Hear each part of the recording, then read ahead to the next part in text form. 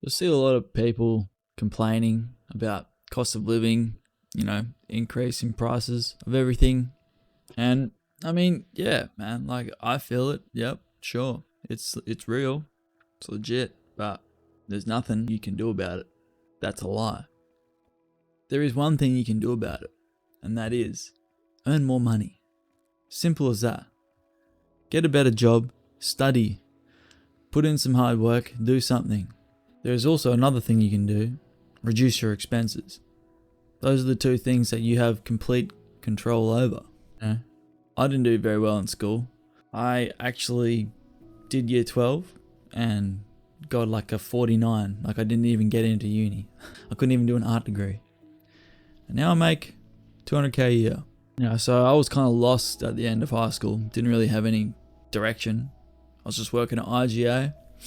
That's all I could do, Just working in a small town in rural Western Australia. Working at an IGA. Making, pennies. Pushing trolleys. Filling shells. And I saved up enough money to enroll into what's called a pre-apprenticeship course that you can do at TAFE. And basically just gets your foot in the door, sort of shows that you are showing initiative and you actually want to learn and become something. It's like the stepping stone to actually getting a full-blown apprenticeship in Australia. Because in Australia, the trades are actually held in a bit higher regard than other places around the world. For whatever reason, I don't know. We do have very, very strict regulations around our trades, especially electrical. There's a 400-page book going over like literally every possible scenario you could think of. Anyways, I digress. So during my pre-apprenticeship, I got put on work experience. You had the opportunity to get placed. You work for free at different electrical contractors in the town. And I'd get to that workshop before everybody else at like 5:45 a.m. and I'd freaking look like this is the first time I've even been to the workshop. I've never been to this place. Some massive tin shed with all these like utes parked out the front. People walking around in like high vis. There's like an office building, and here's me like a little 20-year-old just like walking on in. Like I'd walk in and I'd look around and I'd look for the nearest broom and just start sweeping, man. I'd just start sweeping. I'd do that everywhere. And I did that at enough places, and eventually one place actually took me on and as an apprentice. So I was able to complete my 4-year apprenticeship, become a qualified electrician. And then after that, I moved to the big city, and then I managed to get a job as a trade assistant on the mines, which allowed me to get my mining tickets to therefore become an electrician on the mine and actually start making serious money. And that's about a 6-year journey. And now obviously I've been in mining for another 6 years on top of that. But yeah, so you never really know how your life's going to turn out, I suppose. Now I do make like, very, very decent wage, better than, most people. So, I'm not feeling the sting as much as others, but I definitely am still feeling it. But, it comes down to your life choices, Like, yeah, I might be flexing a little bit, even though there's people making way more money than me, obviously. No matter where you go, there's always somebody making a lot more money than you. Just look on the internet, you'll find 20-year-old kids making like $1 million a month.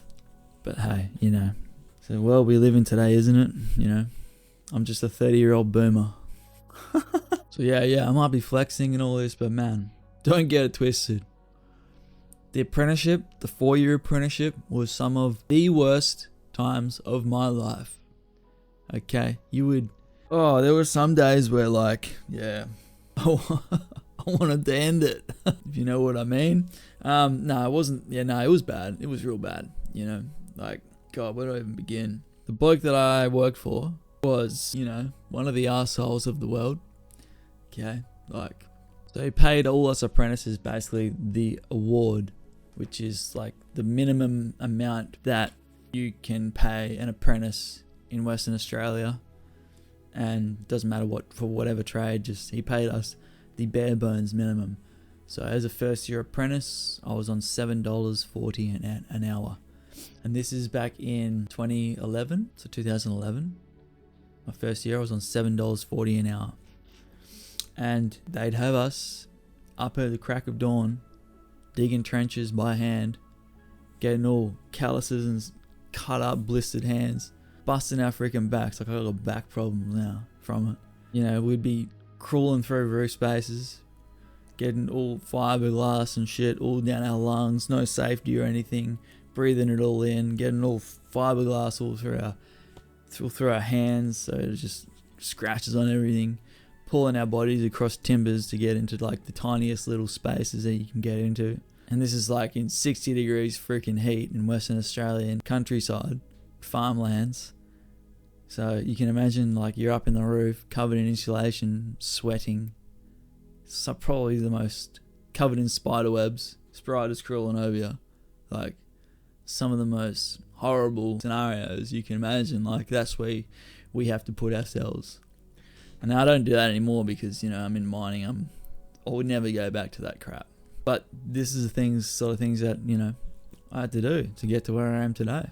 To become, you know, a qualified electrician and earn more money. I mean, don't get me wrong, I'm not passionate about being an electrician. Like I freaking hate it. Like I hate it. Like I hate the tradesmen, I hate the people that I have to work with, the stereotypes around it. Like, seedy tradie, you know, have another ciggy butt, you know, the stigma around just being a tradie.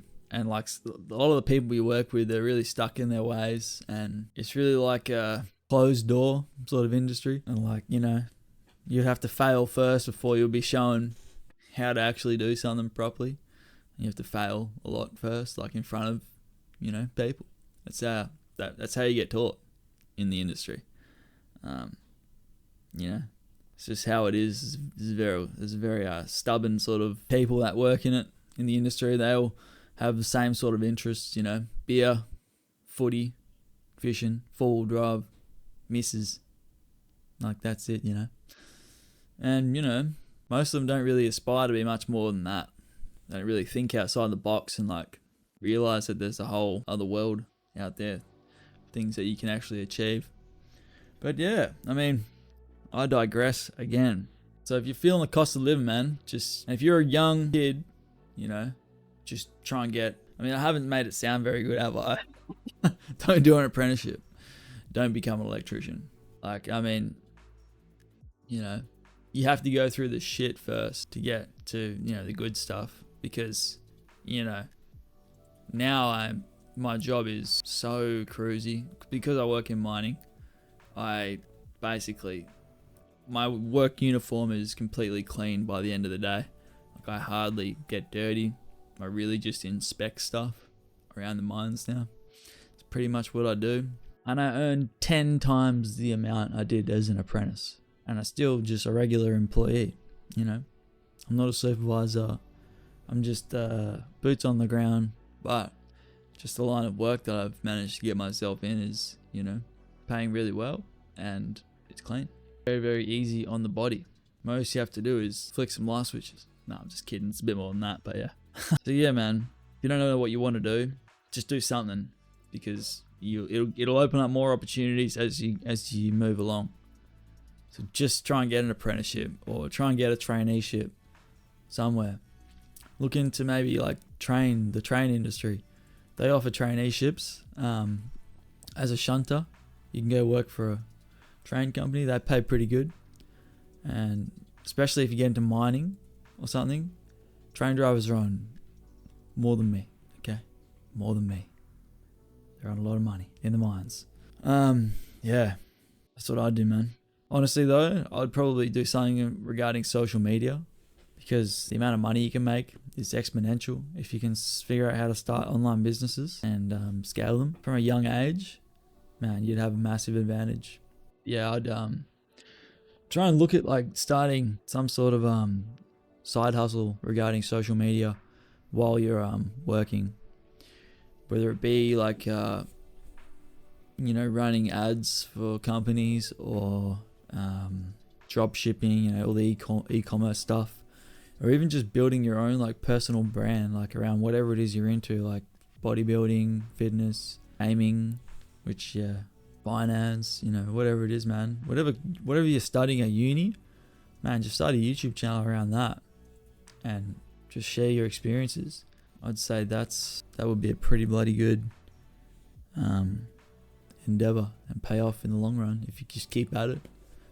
Like my gaming channel, you know, didn't really get many views at the very start, and I still have hardly any subscribers. Like it's only got like 300 subscribers, but my videos get about 1,000 views. Like when I do upload, I have one video that hit 50,000 views. You know, that's pretty good for a 300 subscriber channel. And I haven't really been that consistent with it either. So yeah, I don't know, crazy. But yeah, man, I just thought I'd hop in and share that sort of info. Maybe inspire someone to take a bit more action in their life. And yeah, until the next video, guys, stay legendary.